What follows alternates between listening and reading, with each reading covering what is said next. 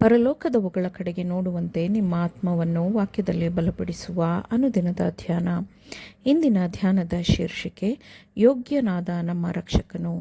ಈ ದಿನದ ಸತ್ಯವೇದದ ವಾಕ್ಯ: ಅವರು ಯಜ್ಞದ ಕುರಿಯಾದಾತನ ಮೇಲೆ ಯುದ್ಧ ಮಾಡುವರು, ಆದರೆ ಆತನು ಕರ್ತರ ಕರ್ತನೂ ರಾಜಾಧಿರಾಜನೂ ಆಗಿರುವುದರಿಂದ ಅವರನ್ನು ಜಯಿಸುವನು. ಮತ್ತು ದೇವರು ಕರೆದವರು, ದೇವರಾದುಕೊಂಡವರೂ ನಂಬಿಗಸ್ತರೂ ಆಗಿರುವ ಆತನ ಕಡೆಯವರು ಆ ಜಯದಲ್ಲಿ ಪಾಲುಗಾರರಾಗುವರು. ಪ್ರಕಟಣೆಗಳು 17ನೇ ಅಧ್ಯಾಯ 14ನೇ ವಚನ. ಜೀವನ ಎಂದರೇನು? ಅದು ಒಬ್ಬನೇ ನಿತ್ಯ ದೇವರಾಗಿರುವವನ ದೃಢ ಸ್ಮಾರಕವಾಗಿರುತ್ತದೆ. ಸೃಷ್ಟಿಯ ಕೆಲಸವನ್ನು ವಿಜ್ಞಾನದಿಂದ ಎಂದಿಗೂ ವಿವರಿಸಲು ಸಾಧ್ಯವಿಲ್ಲ. ಜೀವನದ ವಿಜ್ಞಾನವನ್ನು ವಿವರಿಸಬಲ್ಲ ಜ್ಞಾನವು ಯಾವುದಾಗಿದೆ? ಪ್ರಾಪಂಚಿಕತೆ ತುಂಬಿರುವ ವ್ಯಕ್ತಿಯಲ್ಲಿ ದೇವರ ಅಸ್ತಿತ್ವದ ವಿಷಯಕ್ಕೆ ಯಾವುದೇ ಸ್ಥಾನವಿರುವುದಿಲ್ಲ ಎಂದು ನಾವು ಆಶ್ಚರ್ಯಪಡಬಹುದೇ? ದೇವರು 6 ದಿನಗಳಲ್ಲಿ ಈ ಲೋಕವನ್ನು ಸೃಷ್ಟಿಸಿ 7ನೆಯ ದಿನದಲ್ಲಿ ವಿಶ್ರಮಿಸಿದನು ಎಂಬುದನ್ನು 4ನೆಯ ಆಜ್ಞೆಯು ಬಿದ್ದು ಹೋಗದ ಲೋಕಗಳಿಗೂ ಬಿದ್ದು ಹೋದ ಲೋಕಕ್ಕೂ ಪ್ರಕಟಪಡಿಸುತ್ತದೆ. ಅಲ್ಲಿ ನೀಡಲಾಗಿರುವ ಸಾಕ್ಷಿಗಳು ಸಂದೇಹಕ್ಕೆ ಆಸ್ಪದವೇ ಕೊಡುವುದಿಲ್ಲ. ಪರಲೋಕ ಅಂಗಳಗಳಲ್ಲಿ ಸೇನಾಧಿಪತಿಯಾದ ಕ್ರಿಸ್ತನು ದೇವದೂತರ ಹಾಜರಾತಿ ಮತ್ತು ಅವರ ಕೊಂಡಾಟವನ್ನು ಸ್ವೀಕರಿಸಲು ಒಗ್ಗಿಕೊಂಡಿದ್ದನು. ಮತ್ತು ಈ ಭೂಮಿಯ ಮೇಲಿನ ಅವನ ಜೀವನದಲ್ಲಿ ಅವನು ಯಾವುದೇ ಸಮಯದಲ್ಲಿ 12 ದೇವದೂತರ ಸೈನ್ಯದ ಬಲವನ್ನು ತನ್ನ ತಂದೆಯ ಮನೆಯಿಂದ ಕರೆಯಿಸಿಕೊಳ್ಳಬಹುದಿತ್ತು. ದೇವರಿಂದ ನೇಮಕವಾಗಿರುವ ಮಾರ್ಗದಿಂದ ವಿಮುಖನಾಗುವಂತೆಯೂ ಅಥವಾ ಕ್ರಿಸ್ತನ ದೈವಿಕವಾದ ವಿಶೇಷಾಧಿಕಾರಗಳನ್ನು ಪ್ರಕಟಪಡಿಸದೇ ಇರುವಂತೆಯೂ ಅವನನ್ನು ಯಾವ ಲಂಚವಾಗಲಿ ಯಾವ ಶೋಧನೆಯಾಗಲಿ ನಡೆಸಲಾಗಲಿಲ್ಲ ಅಥವಾ ಅವನನ್ನು ಮಣಿಸಲಾಗಲಿಲ್ಲ.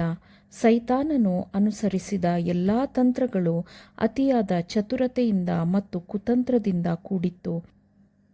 ಕ್ರಿಸ್ತನ ವಿರುದ್ಧ ಜಯಗಳಿಸಲು ಶತ್ರುವಾದವನು 3 ಬಾರಿ ಪ್ರಯತ್ನಿಸಿದನು. ಕ್ರಿಸ್ತನು ಹಸಿವಿನಿಂದ ಕೂಡಿರುವಾಗ ಅವನು ಕ್ರಿಸ್ತನ ಮೇಲೆ ಆಕ್ರಮಣ ಮಾಡಿದನು.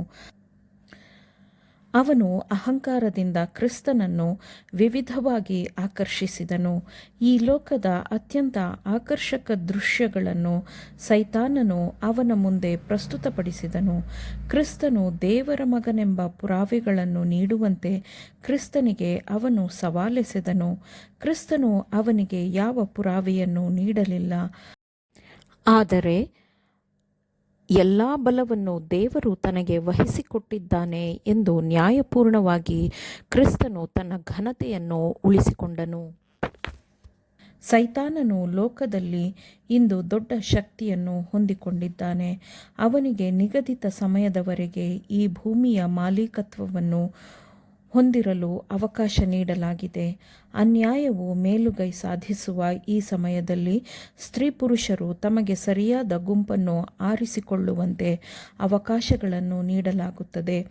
ಸೈತಾನನು ತನಗೆ ಸಾಧ್ಯವಿರುವ ಎಲ್ಲ ರೀತಿಯಲ್ಲಿ ವಿಶಾಲವಾದ ರಸ್ತೆಯನ್ನು ಆಕರ್ಷಕವನ್ನಾಗಿ ಮಾಡಲು ಮತ್ತು ಕಿರಿದಾದ ರಸ್ತೆಯನ್ನು ದುಃಖಕರವನ್ನಾಗಿ ಅವಮಾನಕರವನ್ನಾಗಿ ಆಪಾದನೆಗಳು ತುಂಬಿರುವಂತೆ ಮಾಡಲು ಪ್ರಯತ್ನಿಸುತ್ತಾನೆ. ಸ್ತ್ರೀ ಪುರುಷರ ಆಹಾರದ ಅತಿಯಾಸೆಗಳನ್ನು ನೀಗಿಸಲು ಅವನು ತನ್ನ ಚತುರತೆಯ ಯೋಜನೆಗಳನ್ನು ರೂಪಿಸುತ್ತಾನೆ. ಈ ಬಿದ್ದು ಹೋಗಿರುವ ಅವನತಿಯ ಅಂಚಿಗೆ ಬಂದಿರುವ ಕಾಲದಲ್ಲಿ ಕೀಳುಮಟ್ಟದ ಅತೃಪ್ತಿಕರ ಭೋಗಗಳು ಎಲ್ಲ ಕಡೆಯೂ ತುಂಬಿರುವಂತೆ ಮಾಡಲಾಗುತ್ತದೆ. ನಿತ್ಯವಾದ ವಿಷಯಗಳನ್ನು ಮರೆಮಾಡುವ ಈ ಮನೋರಂಜನೆಗಳ ಬಗ್ಗೆ ಸೈತಾನನು ತನ್ನ ಆಕರ್ಷತೆಯನ್ನು ಬೀಸುತ್ತಾನೆ. ಏಸಾವನಂತೆ ಅನೇಕರು ತಮ್ಮ ಜನ್ಮಸಿದ್ಧ ಹಕ್ಕನ್ನು ಆಹಾರದ ಭೋಗವೆಂಬ ಕ್ಷುಲ್ಲಕ ಪರಿಗಣನೆಗಾಗಿ ಮಾರಿಕೊಳ್ಳುತ್ತಾರೆ. ಪರಲೋಕದ ಬಾಧ್ಯತೆಗಿಂತಲೂ ಹೆಚ್ಚು ಅಪೇಕ್ಷಣೀಯವಾಗಿ ಅವರಿಗೆ ಲೌಕಿಕ ಸುಖವು ಹೆಚ್ಚಾಗಿ ಕಾಣುತ್ತದೆ. ಆದರೆ ಕ್ರಿಸ್ತನು ನಮ್ಮ ಪರವಾಗಿ ಜಯಗಳಿಸಿದ್ದಾನೆ. ನಮ್ಮ ಸಮರ್ಥನಾದ ರಕ್ಷಕನಾಗಲು ಅವನೊಬ್ಬನೇ ಯೋಗ್ಯನಾಗಿ ಇದ್ದಾನೆ. ಅವನಿಗೆ ದೈವಿಕ ಜ್ಞಾನ, ಸಾಮರ್ಥ್ಯ, ಬಲಗಳಿದ್ದವು. ಅವನು ಅದ್ಭುತವಾದ ಬೋಧಕನಾಗಿ, ಶಿಕ್ಷಕನಾಗಿ, ಪರಾಕ್ರಮಿಯಾದ ದೇವರಾಗಿ, ನಿತ್ಯನಾದ ತಂದೆಯಾಗಿ, ಸಮಾಧಾನದ ಪ್ರಭುವಾಗಿ ಲೋಕದ ಮುಂದೆ ನಿಲ್ಲಬಲ್ಲವನಾಗಿದ್ದನು. ಆಮೇನ್. ದೇವರ ವಾಕ್ಯಗಳನ್ನು ಶ್ರದ್ಧೆಯಿಂದ ಆಲಿಸುವವರು ಮಾತ್ರವೇ ಆಗಿರದೆ ಪಾಲಿಸುವವರು ಆಗಬೇಕೆಂದು ನಿಮ್ಮನ್ನು ಉತ್ತೇಜಿಸುತ್ತೇನೆ. ಪರಿಶುದ್ಧಾತ್ಮನ ಸಹಾಯದಿಂದ ಆಲಿಸಿದ ನಿಮ್ಮೆಲ್ಲರಿಗೂ ಧನ್ಯವಾದಗಳು. ಮತ್ತೆ ದೈನಂದಿನ ಧ್ಯಾನಕ್ಕಾಗಿ ನಾಳೆ ಸಂಧಿಸೋಣ. ಆಮೇನ್.